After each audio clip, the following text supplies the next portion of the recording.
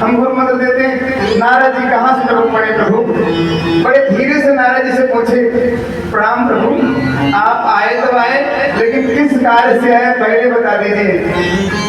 उन्होंने कहा, मैं वृंदावन से लौटा हूँ, मुझे सत्कर्म की तलाश है। आप अभी बता रहे थे अपने शिष्यों को कि सबको सत्कर्म करना चाहिए, मुझे सत्कर्म बता दीजिए। बोले बता तो देता, लेकिन थोड़ा समय लगेगा, अभी सबको गुरु मंत्र देना है। कहे नहीं प्रभु, मेरे प्राण निकल जाएंगे, मैं आज कम से कम 10 दिन से एक ही कार्य के लिए परेशान हूँ, सत्कर्म जानना है, सत्कर्म जानना है। जिसके पास जाता हूँ वही आश्रम छोड़ के भाग जाता है। प्रभु आपके इतने शिष्य हैं, इतनी लंबी लाइन है, और आप सत्कर्म का ज्ञान दे रहे हैं, आपसे अच्छा मुनि मिली मुझे मिलने वाला नहीं है।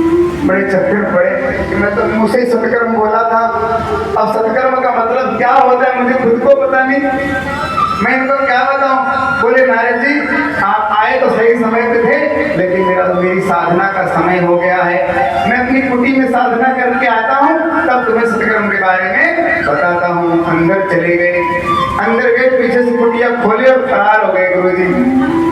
कुटिया खाली, बहुत देर तक नारद जी वहां बैठे रहे। जब कुटिया से कोई बाहर नहीं आया तो खुद ही कुटिया में घुस गए, देखे पीछे सेंध की तरह कटा हुआ था और गुरुजी गायब थे। बोली राधे राधे राधे। बाहर निकले और उन्हें तुलसीदास जी की दोहा याद आया, क्या, गलियन गलियन गुरु फिरे, हमसे दीक्षा ले, स्वर्ग जाओ चाहे नरक में, धोती रुपया दो। उन्हें विश्वास हो गया कि गलियन गलियन गुरु फिरे, ये कलयुग है भैया, गली गली में गुरु बैठे हुए हैं, हमसे दीक्षा ले, मत हमसे ही लेना,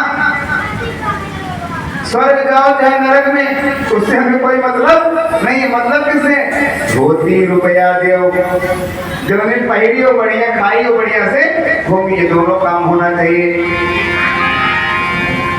जानते हैं ऐसे गुरुओं का क्या होता है, चेला बड़े कमाल के होते हैं, हमारे तो शिष्य कमाले के हैं।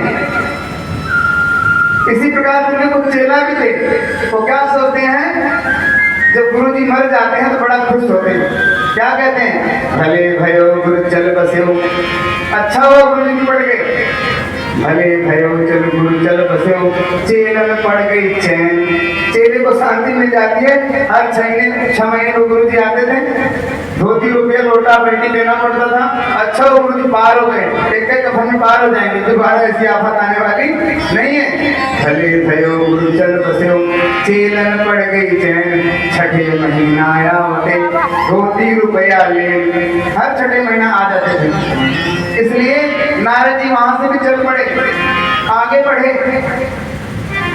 आगे जब बढ़े तो कहाँ पहुंचे, एकदा बद्री विशालायाम, कहाँ पहुंचे, बद्री विशाल में पहुंचे, जहाँ पे 4 कुमार सनक, सनंदन, सनत कुमार और सनातन बैठे हुए थे। ये 5 वर्ष के हैं। जब ब्रह्मा जी के द्वारा इन चारों भाइयों की उत्पत्ति हुई तो ब्रह्मा जी ने कहा, जाओ सृष्टि की रचना करो।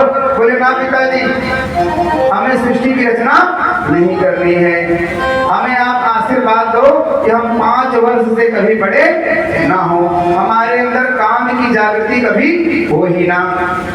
भगवान ने उन्हें आशीर्वाद दिया।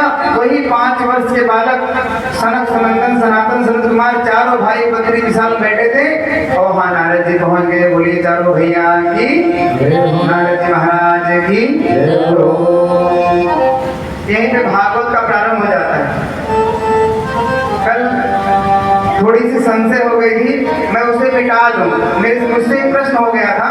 हमारे ही गांव के एक परम विद्वान, हमारे उम्र में सबसे छोटे हैं, हमारे मोनू भैया, अभी उन्होंने मंदिर का निर्माण करवाया है, बहुत सुंदर। वहाँ नरदेश्वर भगवान की मूर्ति बैठी है, दिव्य मंदिर है। मैं उस मंदिर में पूजा भी करवाने गया हूँ। हमारे ही गांव के प्रदीप उपाध्याय जी, हमारे डब्बू भैया, इनके पुत्र की रुद्राभिषेक हमने वहाँ करवाया था। बहुत अच्छा जगह। कल मैं जब वहाँ भागवत जी को लेकर पहुँचा तो नियम है कि भागवत जी को लेकर जाइए तो गांव में जितने मंदिर हों, जहाँ जहाँ आपकी पहुँच हो वहाँ वहाँ जाना चाहिए, जिससे वहाँ के लोगों का कल्याण हो, लोगों के हृदय में भगवान की जागृति हो। जब मैं वहाँ पहुँचा तो हमारे भैया श्री विजय सिंह उपाध्याय जी रथ किए थे। किसी भी व्यास जी बैठकर लड्डू गोपाल जी को भ्रमण करेंगे, बड़ी व्यवस्था थी, हम लोग बड़े प्रेम से टहले, हमारा साथ हमारे प्रभु ने भी दिया। तब तक बारिश नहीं हुई जब तक हम टहले। जैसे ही अंदर प्रवेश मंडप में किए बारिश शुरू हो गई, उसके पहले बारिश नहीं हुई। जब वहां पहुंचे तो उन्होंने कहा अरे बहुत गलत हो रहा है। हमने कहा भैया क्या गलत हुआ? उन्होंने कहा भागवत जी को सर पे रख के चला रहे हो और खुद रथ पे बैठ के आ गए। हमने कहा भैया इस शीश से बड़ा ईश्वर के लिए कोई और स्थान हो सकता है? अगर हम भागवत जी को किसी रथ पे रख दें, अगर हम आगे हो गए तो प्रभु हमारे पीछे हो जाएंगे, पीठ की तरफ। विश्वते मरणं चैव, अगर किसी को पीठ दिखाकर बैठ जाओ उससे बड़ा दुख होता है, उसकी स्थिति मृत्यु के समान लगती है। करे बाप रे, हम इनके यहाँ आए और ये हमारी तरफ पीठ करके बैठ गए। हमेशा सन्मुख होना चाहिए। आपको छोटा सा उदाहरण दूं कि जब भगवान राम बन गए तो भरत जी को मनाने गए तो उन्होंने बहुत याचना की, प्रार्थना की, लेकिन राम लौटे नहीं। तो उन्होंने कहा प्रभु आपको ही राजा बनना है, एक काम करिए अपनी पादुका उतार के हमें दे दीजिए। जब भगवान ने अपनी पादुका उतार कर भगवान भरत जी को दिया तो भरत जी का रथ भी गया था, सेना गई थी, उनके सेवक गए थे, लेकिन उस पादुका को भगवान ने उठाया। सागर भरत शीश धरि, पादुका को कहाँ रखे? किसी रथ पे नहीं रखे, अपने सिर पर रखा, शीश पर रखकर लेकर अयोध्या ना। हमारे रामानंद सागर जी ने इसे बड़े अच्छे से दर्शाया ना, शीश पर रख के लेकर आए बहुत प्रेम से। इस प्रकार से मैं उन्हें समझाया कि भैया इस शीश से बड़ा प्रभु के लिए और कोई आसन नहीं हो सकता। ये जो रथ है इस पे सब लोग बैठते हैं, कौन कब बैठा, कितना ग्राम पी कर बैठा, कितनी बल्टी नहा कर बैठा, कौन गंगा से आके बैठा, कोई मधुशाला से आके बैठा, यह कोई नहीं जानता।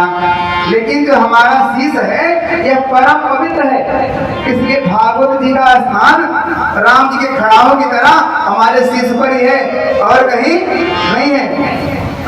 जैसे भरत चले राम भक्त ले चला रे राम की निशानी, राम भक्त ले चला रे राम की निशानी, राम भक्त ले चला रे राम की निशानी, राम भक्त ले चला रे राम की निशानी।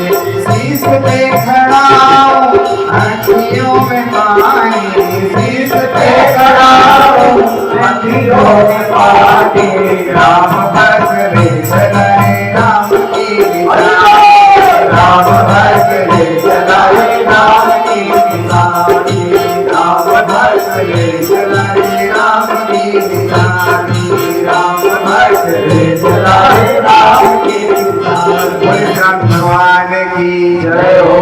हमको बहुत देर तक समझाए कि भैया पहले तो कोई अपने घर आ जाए उसे प्रेम से बोलना चाहिए, अगर वो गलत भी उसे टोकना नहीं चाहिए। अरे गलती होने के बाद टोके तो क्या टोके, पहले ही जाके समझाना चाहिए था। लेकिन आप जानिए कि ये बेचारे गया गए ना, श्राद्ध किए, गंगा सागर गए, तीर्थ करके आए और भागवत जी को रख दिए रथ पर और कहीं रास्ता खराब हो, झटका लगे तो आ जाए ड्राइवर के पास। ये उत्तम था, शीश पर लेके चले वो उत्तम था, तब जरा समझ पाए।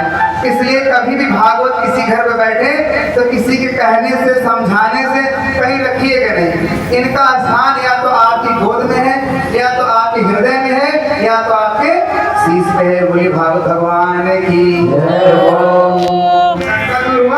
कई लोग थे, बड़ी भीड़ थी, हम चूक गए उनकी बात को सुन के, शंका पैदा कर दी। इसलिए मुझे रामचरितमानस से लेकर भागवत तक आना पड़ा। जब चारों भाइयों ने नारद जी को देखा, बोले नारद जी काहे उदास हो? जब उनकी सारी बातों को उन्होंने सुना तब बोले मैं सत्कर्म बताता हूँ।